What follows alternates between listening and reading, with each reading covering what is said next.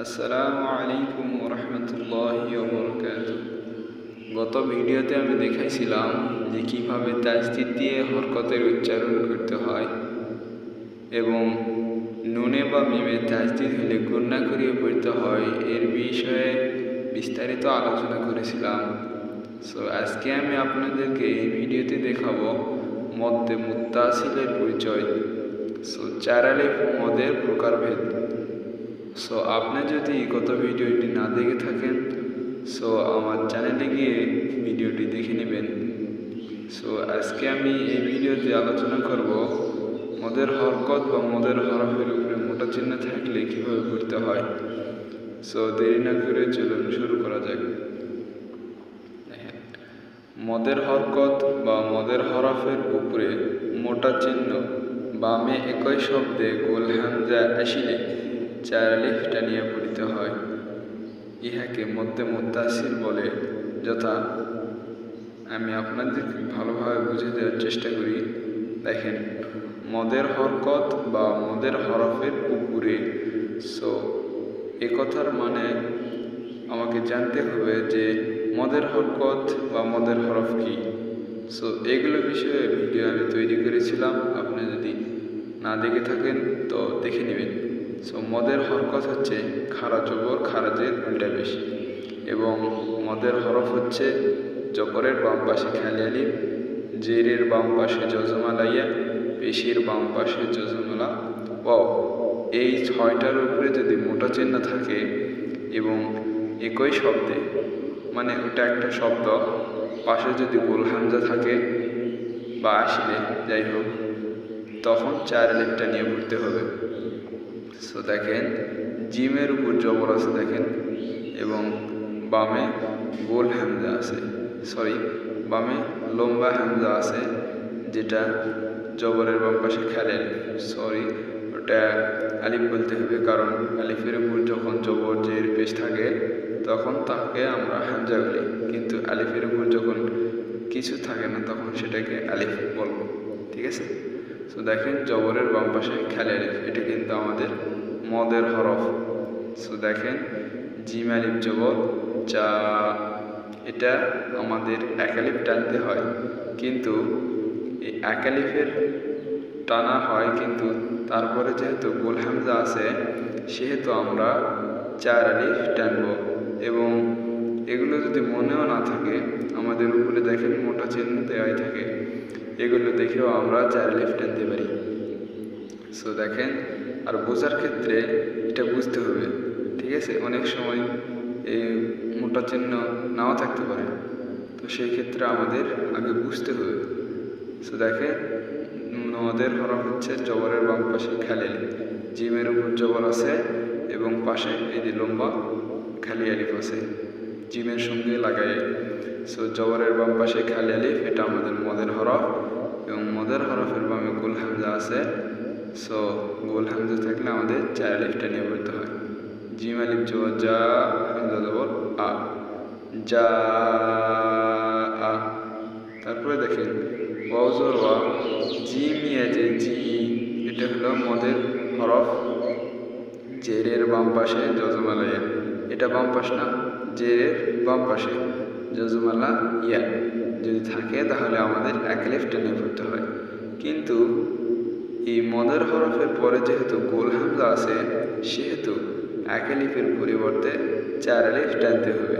এবং দেখেন, জিমের উপর মোটা চিহ্ন দিয়ে ইন্ডিকেট করা আছে যে এখানে চার আলিফ টানতে হবে। জিম চার আলিফ টানতে হবে।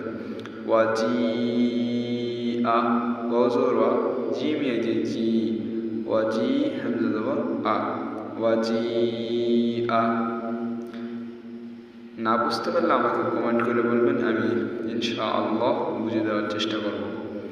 দেখেন, বাজের বি, সিন ওয়া বিসু, বিসু হামজাদের ই বা হামজাদের ইন, বিসু ইন। এখানে দেখেন, পেশের বাম পাশে জজমালা ওয়াও, সিন ওয়াও পেশ সু। আমরা জানি পেশের বাম পাশে জজমালা ওয়াও হলো মদের হরফ।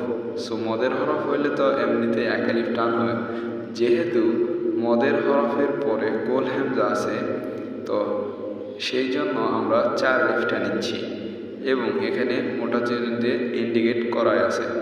সো দেখেন বাজের বি, সিন ওয়াও বিসু, বিসু হামজা ইন, বিসু ইন।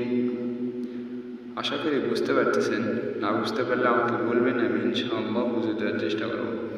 তারপরে দেখেন তাজর তা, কফ ইয়াজের কি, তাকি হামজা জবর আ, তাকি আ।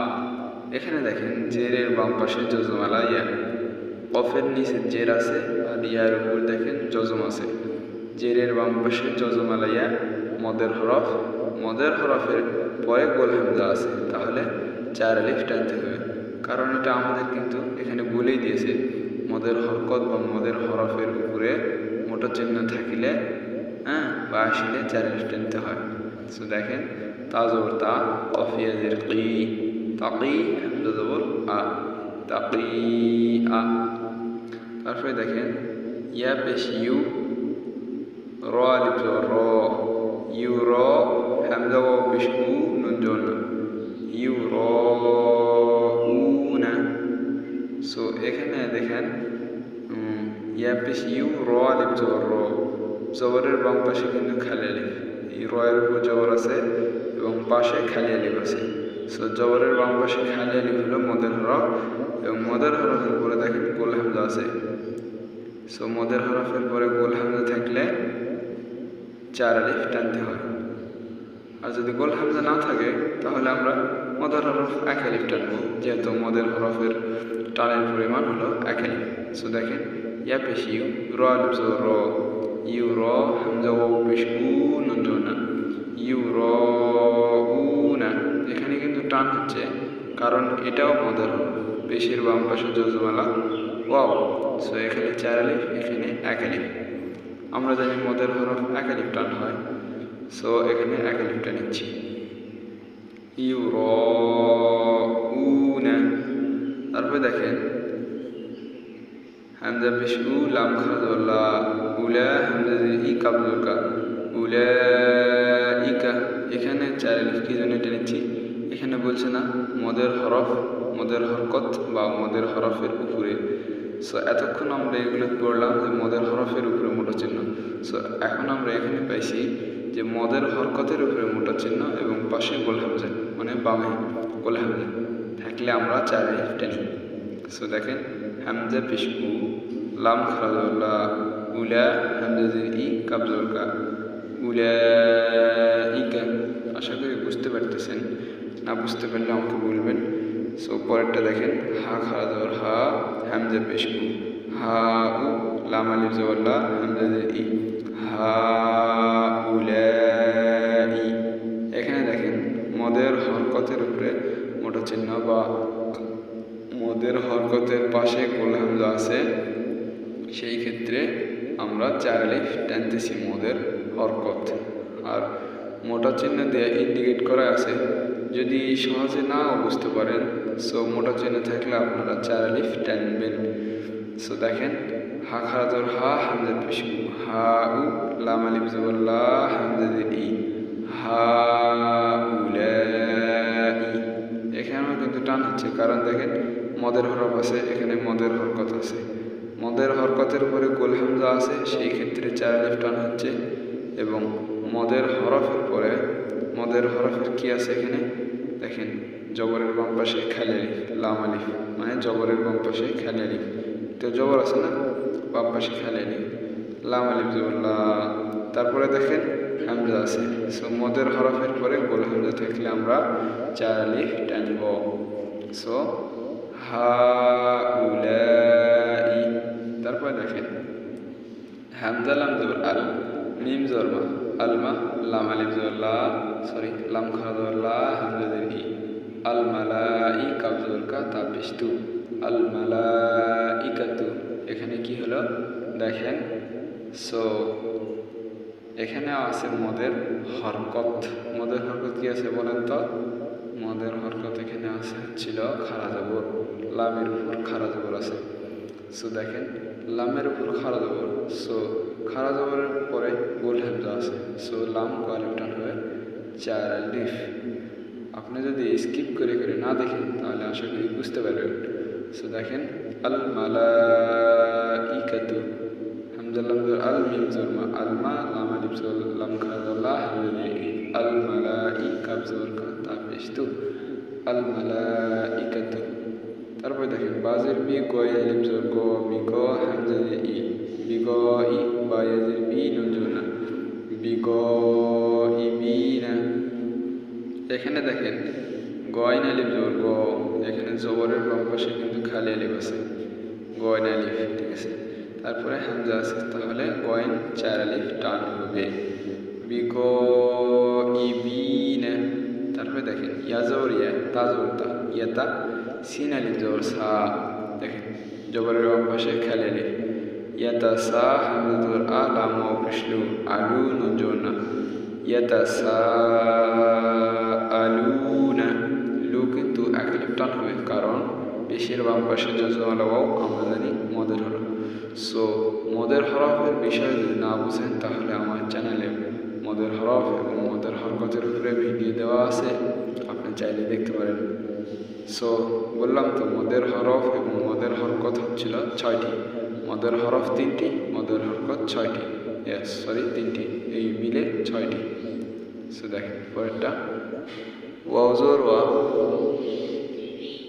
মিম আলিফ জবর মা, ওয়া মা, তা জবর তা, ওয়া মা তা, শিন আলিফ জবর শা, ওয়া মা তাশা, হামজা ওয়াও পেশ উ, নুন জবর না, ওয়া মা তাশাউনা। এখানে দেখেন শিন আলিফ জবর শা, এটা হচ্ছিল মদের হরফ, জবরের বাম পাশে খালি আলিফ। আমরা জানি কিন্তু 3টাই আমাদের মদের হরফ, ঠিক আছে। মদের হরফ জবরের বাম পাশে একটা খালি আলিফ, আর একটা হচ্ছে পেশের বাম পাশে জজমালা ওয়াও, এই তো পেশের বাম পাশে জজমালা ওয়াও, পেশ আছে, বাম পাশে জজমালা ওয়াও আছে। আর আরেকটা হলো জেরের বাম পাশে জজমালা ইয়া, জেরের বাম পাশে জজমালা ইয়া। এই 3টা আমাদের হচ্ছে মদের হরফ, ঠিক আছে। আর মদের হরকত হচ্ছে খারা জবর, খারাজের উল্টা পেশ। সো দেখেন ওয়া মা তাশাউনা, ওয়াও জবর ওয়া, মিম আলিফ জবর মা, ওয়া মা, তা জবর তা, ওয়া মা তা, শিন আলিফ জবর শা, ওয়া মা তাশা, হামজা ওয়াও পেশ উ, নুন জবর না, ওয়া মা তাশাউনা। এখানে কয়টি মদের হরফ আছে বলেন তো? এখানে 3টি মদের হরফ আছে। জবরের বাম পাশে খালি আলিফ, মিমে দেখেন মিমে জবর আছে, মিমের পাশে খালি আলিফ আছে, এটা একটা মদের হরফ। এবং শিন আলিফ জবর শা, জবরের বাম পাশে খালি আলিফ, এটা একটা মদের হরফ, বা দুটো একই বললে চলে কিন্তু হরফ ভিন্ন। এবং পেশের বাম পাশে জজমালা ও, এটাও মদের হরফ। ওই জন্য যেখানে মদের হরফ হবে সেখানে এক আলিফ টান হবে। সো ওয়া মা তাশাউনা, এখানে শুধু 4 আলিফ হবে, কারণ মদের হরফের পরে গোল হামজা আছে। আশা করি বুঝতে পারছেন। সো আমার এই ভিডিওটি যদি আপনাদের ভালো লেগে থাকে তাহলে অবশ্যই একটি লাইক করবেন।